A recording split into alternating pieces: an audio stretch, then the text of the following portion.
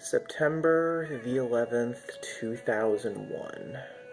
That is one of those days where nobody is ever going to forget where they were. I was 14 years old, a freshman in high school when it happened. That was... what are we at now? That was 16 years ago. I still remember to this day exactly where I was, what I did. I remember every minute detail of that day. I remember some of the strangest little shit that you won't even think to remember, but it just gets ingrained with you. People remember where they were when other major events happened. My parents remember where they were when Jack Kennedy got shot. My grandparents remembered where they were when Pearl Harbor happened. And I'm going to forever remember every little detail about September 11th. Shit, 14 years ago, and I still remember exactly where I was when we found out the news. I remember being in phys ed class when we first got word. I remember getting back from phys ed class and finding out, oh shit, the Twin Towers just fell. This was a lot bigger than what we had originally thought. I remember being in homeroom on a little Walkman that had an FM tuner trying to find more information and then getting first word about Flight 93.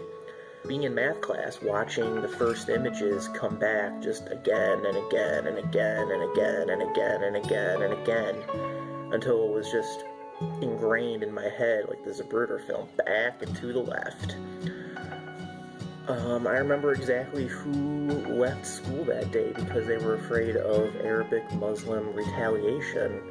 And what I remember most is watching the foreign language networks that were on my cable package because I was just so sick of it by late afternoon that I just did not want to watch any more of it. I just needed to do something else. So I'm watching some Korean soap opera on 9/11, trying to just get my mind off of it.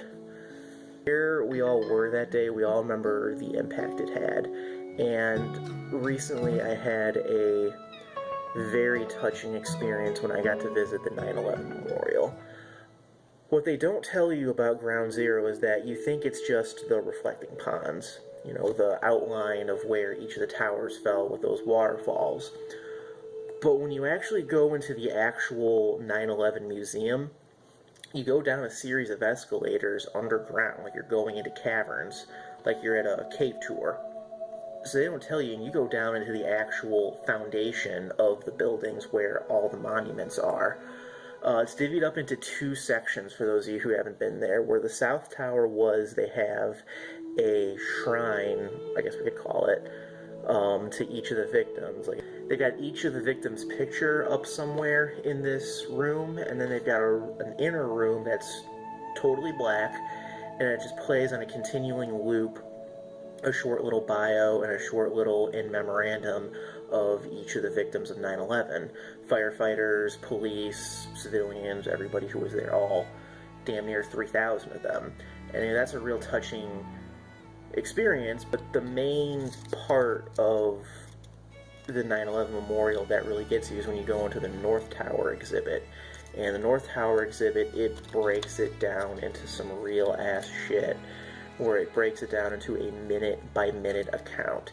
Now, I wasn't allowed to get any pictures inside there, but it goes into excruciatingly painful detail of all the different facets of it, like the news broadcast right when they first found out about the first tower getting hit, the fire department trying to go in, first responders, the TV crews that were there on site while everything was happening, little artifacts. Like, what really hits hardest is the exhibit they have for the Pentagon. I mean, it just goes on like radio traffic, and you just listen in live, like as it's happening, what's going on. They did the same thing for Flight 93. It's just so haunting to hear every little thing, and it's no surprise that there's tissue boxes like all throughout the exhibit, because everybody who was going through needed something to relive something that's that traumatic, something that's that horrendous, something that's that emotionally impactful, something that's that real. Make a quick outfit change here after the camera fucked up.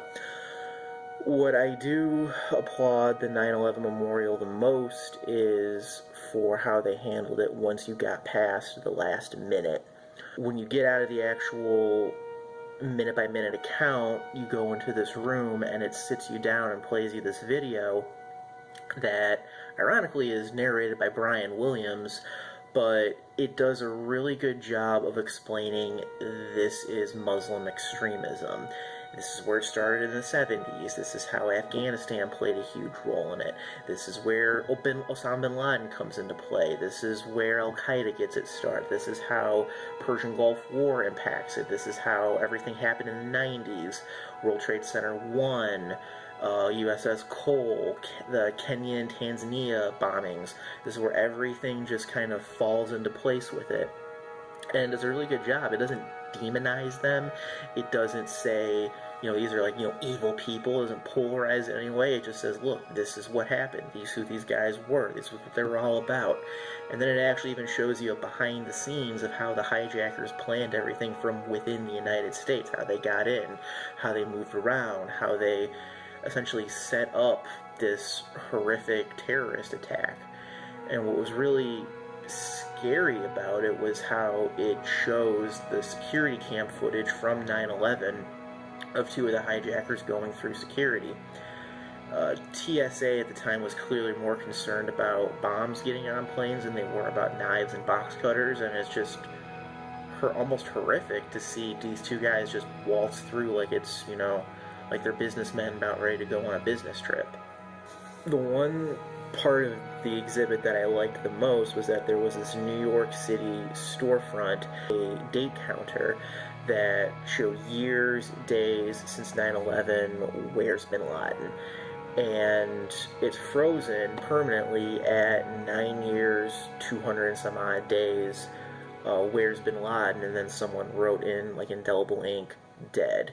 In fact, I haven't really even been able to talk with anybody about this until I got a chance to talk with my dad, who's a firefighter, about it, and he's like one of the only guys that I know who really get it. One of the few people that I know who really understand that for all the horror that 9/11 was, it's still going to go down as one of the greatest rescue operations in the history of the American Fire Service. 3,000 people dying, yeah, but shoulda, coulda, woulda. All the hundreds of firefighters that showed up that day, had they had more time, there are many people who think that they could have gotten everybody out of the buildings before they fell. The FDNY was that good and that on point that day that they had people that actually got all the way up to the 110th floor, clearing out floors right when the towers fell. It could have happened. We could have gotten everybody out that day. It's such a difficult thing to talk about because I think the only way you can really kind of put it into words is, I think that is what Auschwitz must feel like when you go visit it in Poland. It's that kind of emotional experience. And I'm making this video today because I want to pay tribute to everybody who lived through that day, not just those in New York, but everybody across the world that experienced what we all experienced, that remembers it the way that we all remember it, and for all of us who will never forget what happened that day, where we were, what we felt, what went on inside our heads, and how it pretty much forever changed us. So for everybody who wept that day, for everybody who lived through that day, for everybody who will always forever remember that day, this is for you guys.